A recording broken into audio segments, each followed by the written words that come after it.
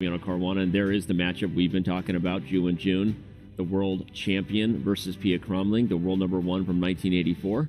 And a battle, not exactly a battle of the generations in the way that it was when Pia faced Vaishali, but still, it really is. Pretty awesome and exciting to see it happening here in Norway. The first ever classical event with equal prizes for men and women, elite classical event.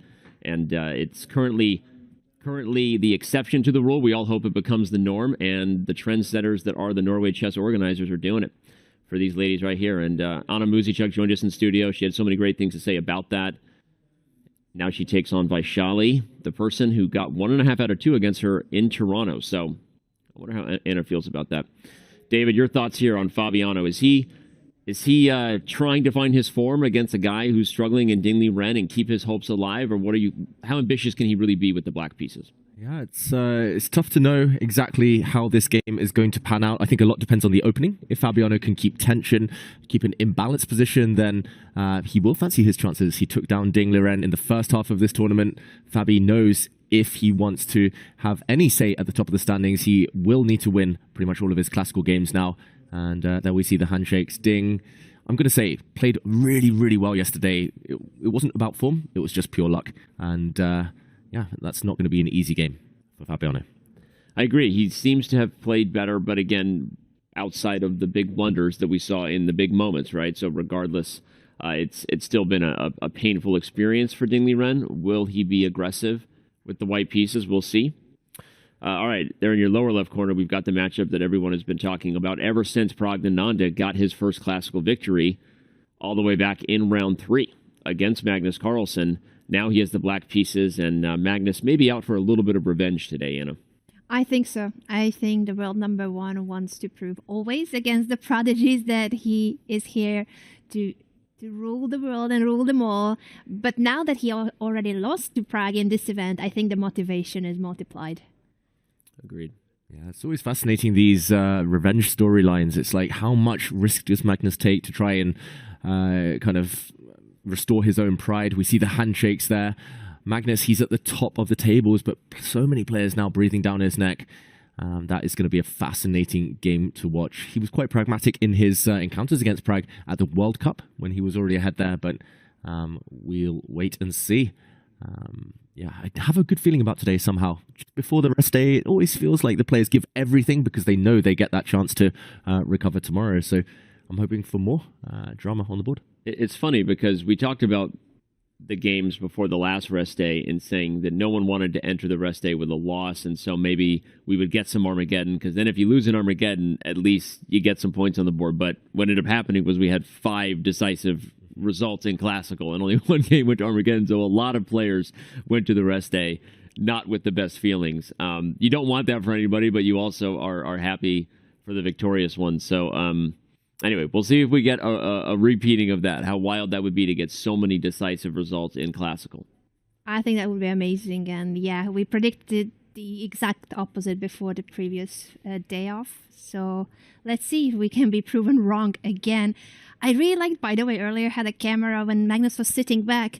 The Norway chess logo was right above him, so it looked like he was wearing a crown. The crown has moved since, but the world number one is here to stay on that world number one spot, which actually was in a bit of a question a few days ago. He's holding on to that spot, but the ranking could have been shaken up if he had lost the other day. Yeah, that's right. And it all kind of came to a fore after Prague beat Magnus last time. The gap had narrowed. We were talking about how the gap could have been closed down to 4 points on the rating list. Magnus has extended that back to, almost 30 points. So, yeah, fascinating storylines. Also fascinating openings, Danny. Some surprises early on in this round. Yeah, I agree. We've got the Verisov there in the lower left corner from Vaishali. I don't know if that's one of the ones you had your eye on right there, but that's a fun one. A very aggressive weapon, potentially, when you put the knight in front of the queen's pawn. Not the traditional or positionally wise thing to do, according to classical theories of chess, but it's a very aggressive one, so we'll keep an eye on Vaishali going for a win to get herself back in it and slow down the tournament leader. But yeah, plenty of other ones too. Leighton J's game versus Humpy Canero, also a unique one. Was that an Evans Gambit with Ferrugia and Nakamura? No, it was an Italian with c3 and b4. For a second, I thought I saw a declined Evans Gambit with b4 and the bishop went back to e7. That was not the case. It was not the case. Okay, that would have been fun. It looks like a twist on it. We see an open Spanish between Magnus Carlsen and Praggnanandhaa. Magnus hasn't had a great track record against the open Spanish, so interesting choice there. 1d6 from Caruana. It looks like that might soon transpose to a King's Indian. It feels like provocation on several of the boards. Yeah, Fabi asking Ding to come at him. Likewise, Nakamura asking Firouzja to play some really ambitious stuff. And Firouzja is obliging. He's expanding the queen side, playing queen to b3 early. Look at this, bishop f5. Okay, now Fabi really is mixing it up. This is not your everyday line to bring the bishop out to f5 rather than go to a traditional King's Indian. So, and look at that, Ding Liren is ready. He plays queen to b3. Fun stuff happening there between the world champion and the former world number 2, now world number 3, Fabiano Caruana, Anna. Yeah, I'm loving it. And I'm loving that even though this must have come as a surprise to Ding Liren, he's confidently responding with quick and good moves. That's great to see because he must have been surprised in this opening. You don't expect Fabiano go for it. Agreed. By the way, speaking of surprises, and we talked about it when Magnus was in studio, but we never really got to unpack. Were we surprised by how much Magnus acknowledged that he cared about the world number 1? I guess not really. And he said, as long as I'm doing this, I want to be number 1. And he gave an interview to me last year and said something similar, which is basically made a comment that he would be honest with himself if he ever entered a tournament where he didn't think he was the favorite. And then he said, today is not that day. It was an epic line. And I think Magnus wants to feel that way whenever he walks in. So I guess, David, I never had a chance to ask you. I mean, you know him so well. That loss to Prague obviously stung. He did ultimately get the padding back. But are you surprised by his drive to hold on to that number 1 spot after all these years? I mean, I'm always surprised by it. I'm always impressed by it. I think it goes in phases, Danny. I think Magnus nowadays, enjoyment of chess is just as important for him as that number 1 ranking. But ultimately, we're all quite...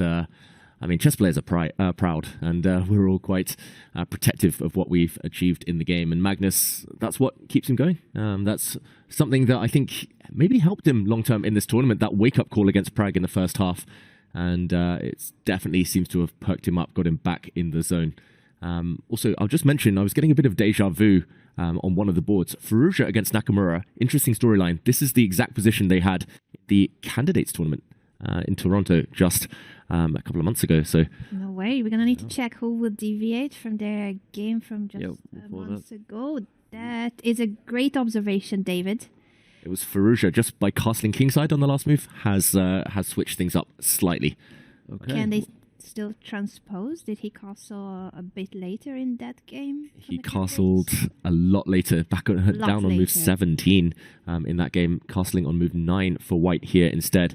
Could you show that game real quick, just for a few moves to compare? Let's do that. Let's jump in. Queen A2. The player's clearly done their preparation. Lightning striking twice is rare at this top level. We'll do a quick backtrack, actually, for everyone at home. This was the Italian game, a bit of a funky version, I'm going to say. Pawn to D3. H6 is a very trendy move, often hinting that black wants to expand very quickly on the king side. This has come into sharp focus at the top level in recent years. Pawn to C3. Bishop C5. This is what we talked about, provocation. Hikaru maybe wanting to ask Firouzja to come at him. Nakamura was the one to win that game in the candidates. White obliges, plays b4, gaining time against the black bishop, which retreats. So white has basically won a move for free. Pawn to b4. White backs that up by hitting the f7 pawn, forcing black to castle. And if we fast forward in this position, Firouzja played knight d2 in Toronto. And in that, some really fascinating early play. Nakamura copied his strategy in this game. He played the move knight to b8. Looks really odd for viewers at home wondering why black has mouse-slipped or undeveloped his piece here. It's simply because the knight was in the way. He needs to push a pawn to c6 in order to get the d5 break to strike in the center, while white is still uncastled. The white bishop a bit trapped. So instead, Firouzja, actually in that game, I'll just mention, he played the move d4 and later swung his bishop back via f1 to fianchetto it. It was a really weird, wonderful game that Nakamura came out on top in, but castles looks more traditional here, and after queen to a2, at least the white bishop has a retreat square. I wonder who's done their homework better. That's the big question. Very big question here. So you're saying queen to a2 in order to have the b3 square for the bishop, was there anything immediate about the bishop, or is just that that was going to be a useful move anyway, and you're not showing your hand, you're not showing how you're going to place the rest of your pieces yet? Yeah, I think it's the latter there, Anna, just really flexible. And Hikaru now strikes out with a5, asking a question on the queen side. Ultimately, Danny here, it's really, really tense, but that shapes up nicely. It shapes up nicely for a fight, which is what we want, is what the fans came to see, right? We want these guys to give us fire on board, and they often do. Firouzja and Hikaru, often it's fire on computer screen because they play so many games online. But really great breakdown there, David. I just want to say this is a line that to me is representative of where we've come in modern chess with computer prep, because if you just look at Black's pieces, the queen side completely undeveloped, and Black voluntarily put the knight back on b8 to undevelop it, right? And classical chess wisdom would be that White's space and White's extra moves, if you will, have to amount to something. But the reality is, without a lot of concrete targets or weaknesses, there's plenty of time to maneuver your way back in. And often, as they say, you already said, Hikaru said it once, he says, come get me, right? When you say kind of, come get me, big guy, right? You put yourself in a spot to then have things to poke at and to attack. And that's exactly what a counter strike like A5 is all about. And so, anyway, it's just fun to see that the understanding we have about the game versus just space, just control over the center, just development are important factors, but they are actually only as important in some cases and when it comes to what you can attack.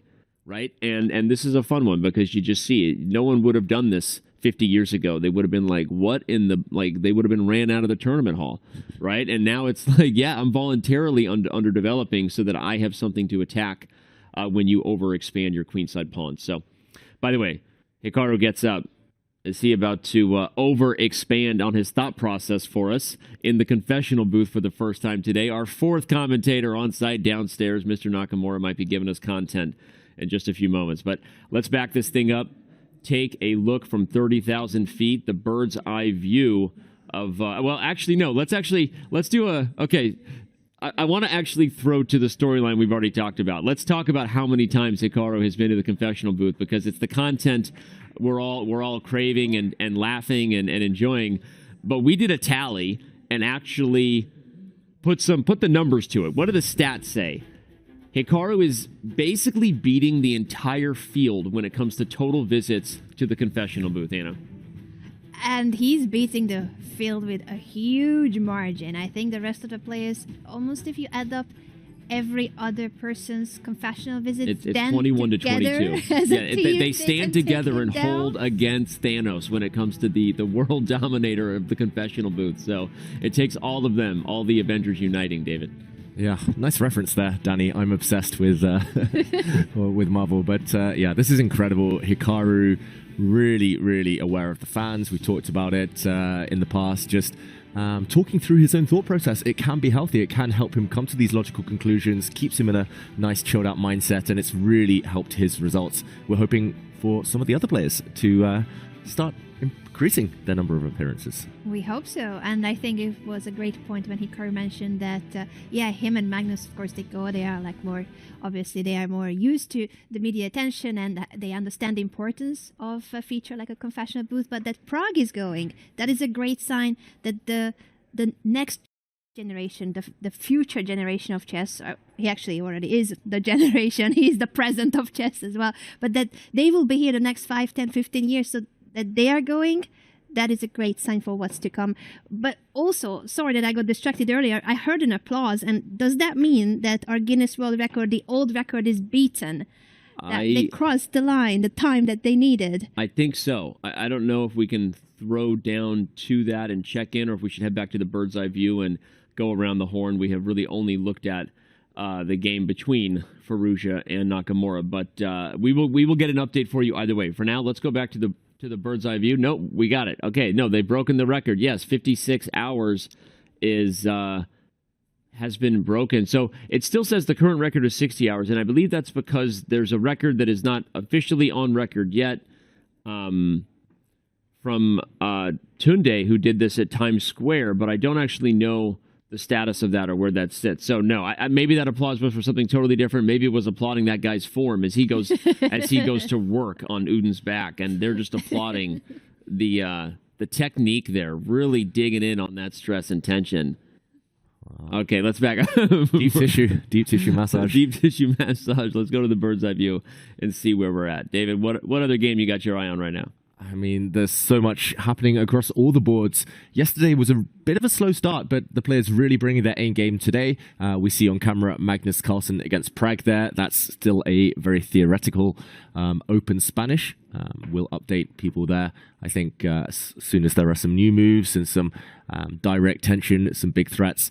The game between Ding Liren against Fabiano Caruana, talking about undeveloping pieces. Black's lost 2 tempi with his bishop. White's gained all the space in the world. This is maybe the most provocative opening I've seen in a long time at the top level. I recommend we go there. But also some interesting openings in the women's, in Norway women's chess. So let's start with Ding Liren Caruana, I feel. I think that's a great choice, and it's a very bold opening choice by Fabiano, who clearly wants to take a chance. He's going risky and bold because he wants to get that 3-point classical win, even if he has the black pieces against the reigning world champion. Ding Liren's form has been, unfortunately, the sign that the rest of the field needed, that there's a target on his back and everyone wants to try to beat him with either color. I agree, but in this case, if Fabiano is playing one of those must-win openings that usually reserved for online blitz chess, David, I mean, just being honest, this is a terrible opening for Black. Like, this is a horrible position. And, like, if Ding Liren can just find the energy, now would be the time. We applauded the idea that he might go for a win yesterday as Black. Against Praggnanandhaa in Classical, he had an advantage, and we felt he had all the cards, but offered a draw the moment they reached move 30. Which, for those who don't understand the reference, move 30 is when you are legally allowed to offer a draw in the format. There are no draw offers possible until you've played at least 30 moves. So that was disappointing yesterday, to say the least, because we thought Ding Liren might have had it in him to launch a kingside attack as Black. But in this game, if Ding Liren doesn't use that space and stay aggressive and put pressure on Fabi, oh man, then it's like, will he ever, David? Yeah, great question, Danny. I mean, you mentioned how dodgy this opening is. I don't think I'd even play it at Blitz. It just looks so hard for Black to come up with active ideas. Also, if we backtrack and just show what's happened over the last half dozen moves, a lot of cause for confidence for Ding Liren as Black castles here. We last left it after bishop to f5. We talked about how this isn't a typical move in the King's Indian. It is aimed against White, developing a big pawn center, pushing forward in the middle of the board. E4 now kept under watch here, but queen to b3. Clearly, Ding has done his prep. Fabi has played this before, I should mention, including in the US Championship. So he's played it in some big games, but this is supposed to be the way to handle it for White, according to the computer. I've studied this myself. And pawn to b6, h3, a really sneaky, quiet move here. And after Black develops the bishop, g4 aggression. I mean, this is a good sign for Ding, I'm going to say. If he wasn't in a fighting mood, he wouldn't have played g4. He kicks this bishop back all the way home to its starting square. We talked about Nakamura's pieces, mirror image here, Fabiano undeveloping, and now e4. Black plays the move h5, which blocks the kingside short term, but another retreat necessary. And yeah, this is what we're left with. I'm expecting Ding to just calmly play a move like bishop e2, maybe drop his queen back at some point. This is going to transpose to something that might resemble a King's Indian after Black plays the move e5 or maybe c5, but either way, I'm not too optimistic. White will happily block the center and say, okay, I control the center, the queen side, king side, everything. Anna, this is controversial, this opening choice. Very controversial, and I'm loving it for Ding Liren. I think he needs this. He needs that he has what could be a potentially really good start to a great game. I think he needs that confidence boost because he has it in him. He had a 100-game invincible streak. He beat Mikhail's style record by going undefeated for 100 games in 2018. Then he won the Singful Cup, beating Magnus in the tiebreaks in 2019. He clearly has it in him. He just needs to somehow find himself through all the struggles that he has been going through. Maybe this is the game he needs. Maybe this is it. Maybe this is it. We could be watching. Maybe this is it. Who knows? We're all waiting, and waiting for the tiger and Dingley Wren to come back, and this is going to be one where he has an advantage for some time.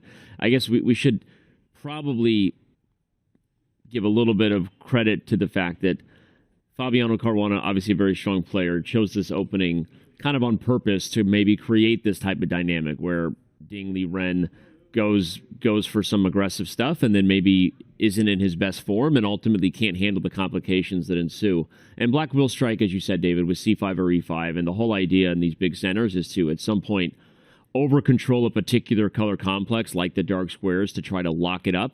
And you won't be as easily punished in a closed center position as you slowly unwind the damage you did of underdeveloping all of your pieces over there on the queen side. You need some time to get back in it. So it's not over or anything, but yeah, we think this is a really great chance for Dingley Wren, and can't wait to see what happens.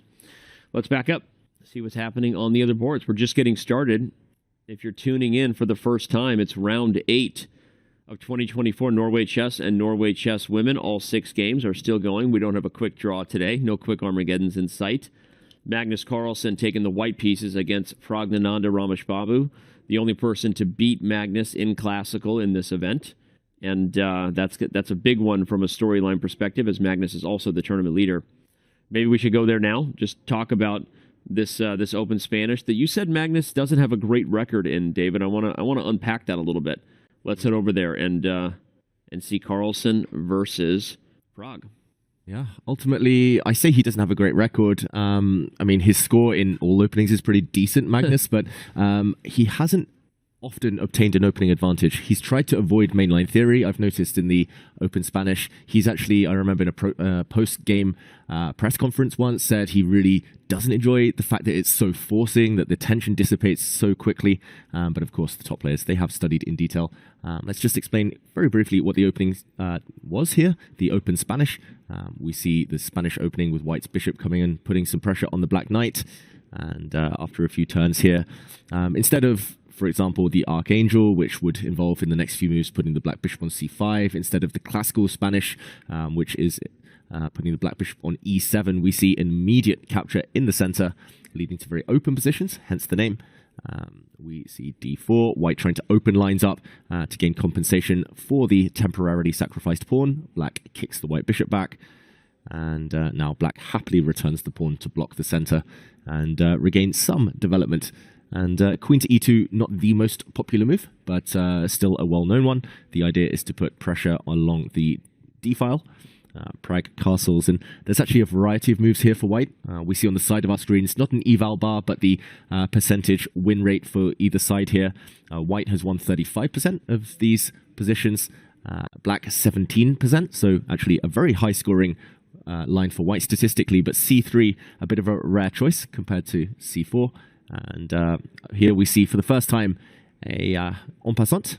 Mm-hmm. Actually, maybe the first time this tournament. I can't remember. En passant. Wait, is this the first en passant we've had in live action? I mean, I'm sure it's happened in some games, but maybe we didn't cover it. Must have done. Yeah, I don't remember any en passant. Where's Elias Sports Bureau when you need it, tracking every odd stat possible? Is this the first en passant? We talked about en passant when June played f5, but we thought it wasn't the right move because if she had played f6, then you're and en passant was not played there. Exchange. Yes, you're right. It's not forced, the en passant.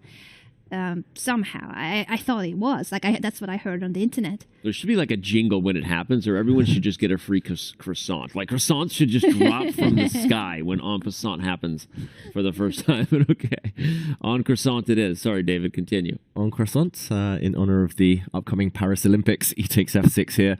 Black recaptures. And, okay, White puts pressure in the center. There is actually a pin along the e-file, so Black's knight has to be really careful where it treads. It drops back, defending its bishop. Magnus keeps his bishop intact. And, I mean, my opening theory has run out a long, long time ago, but here it seems both players relatively well prepared. They've both spent just over 10 minutes on the clock. I'm a bit nervous initially for White due to the fact the queen is stared down by the black rook, but no tactics in sight here. It looks like White will happily put a bishop on e3 in the near future, maybe put his knight on g3. I'm slightly biased towards White's position because White has a safer king. Black has only 2 pawns as shelter. Watch out for some tactics along this diagonal in the near future. But Black's piece is very active for now. Centralization. Very active, and I keep staring at bishop g4 because I don't like much the e5 tension for white.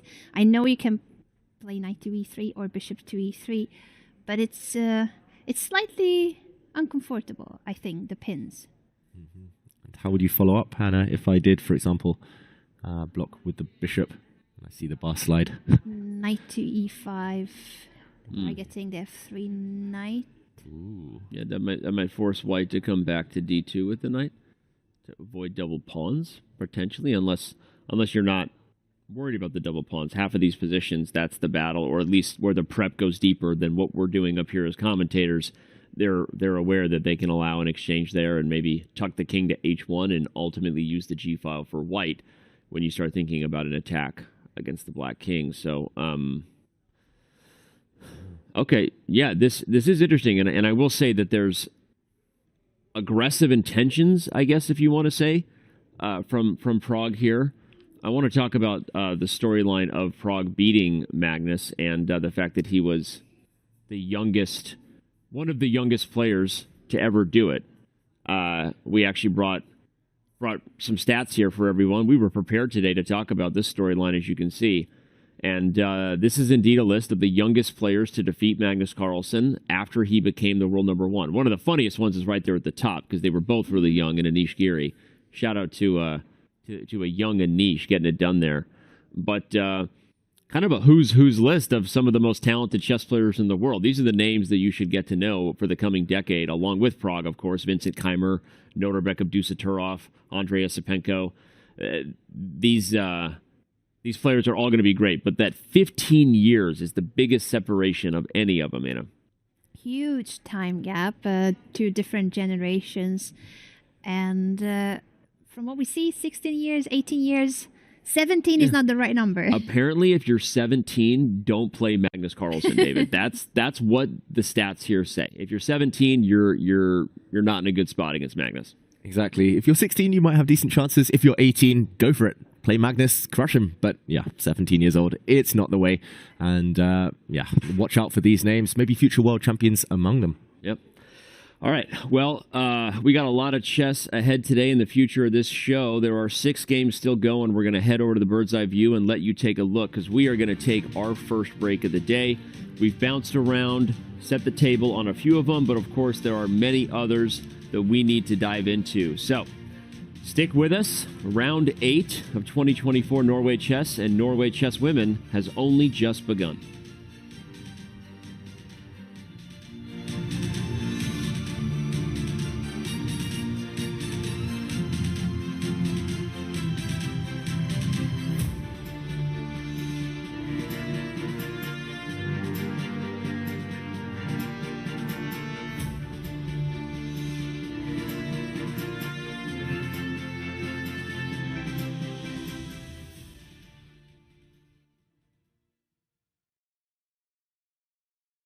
I'm here with Grandmaster Hikaru Nakamura, number 3 in the world in Classical at 2,789, number 2 in the world in Rapid, at a rating I should have memorized before we started filming, number 9 in the world in... Did I say number 2 in Rapid? I said the wrong word. Yep, yeah, damn it. All right.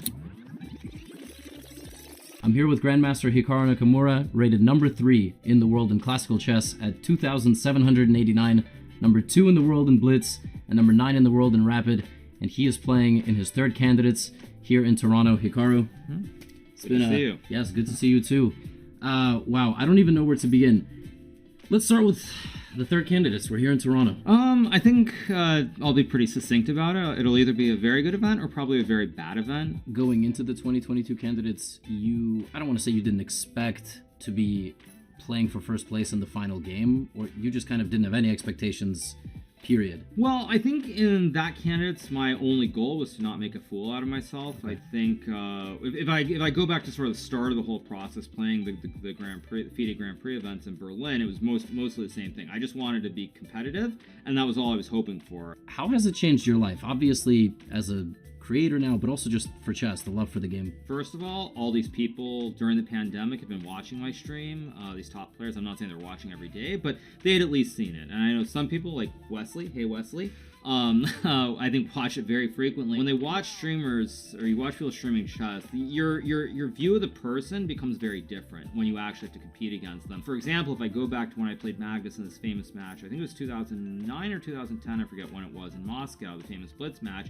Magnus was able to see that my opening theory was not great. We played a bunch of games, played a bunch of different openings, and I think one of the biggest things that he realized is that my opening theory, my general knowledge was not great at that time, and he was able to use that against me a lot in some future games over the following years, and I lost a lot to him. Neither of us really knew each other, and so it sort of made sense to play. Now, obviously, I've said this too, I would never do that. If I were given the choice, I never would have done that, looking back, but it is what it is. What is the future of chess in your opinion? Well, nobody's going to like my answer on this, but I think nothing's going to change. I think, truth be told, I think FIDE is very, very resistant to change. I don't think they want to get away from the long history they have with classical chess and the classical world champions and the whole format. I don't think anyone's going to be as dominant as Magnus has been, or perhaps will be, and if they're not changing it for him, I don't think they're changing it for anybody. Obviously, you love chess, and you're... I mean, I hope, right? Like, you love chess. We can start there. Do you love chess?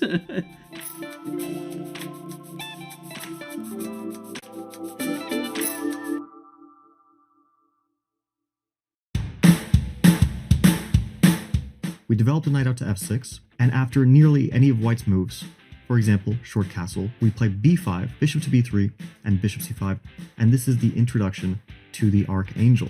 My name is Fabian Caruana, and I'm a chess grandmaster, and here I welcome you to my course, Caruana's Ruy Lopez Dark Archangel. This course will provide you with a full repertoire with the black pieces against the Ruy Lopez.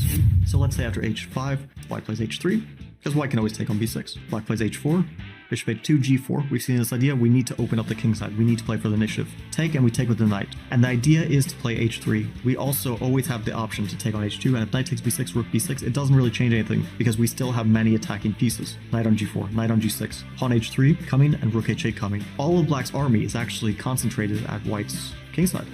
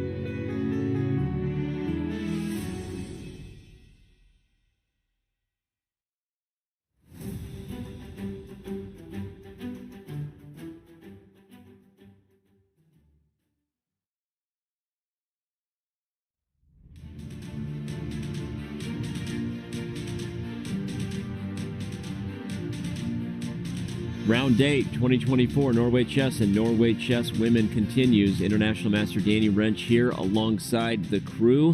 International Master Anna Rudolph and Grandmaster David Howell on the end.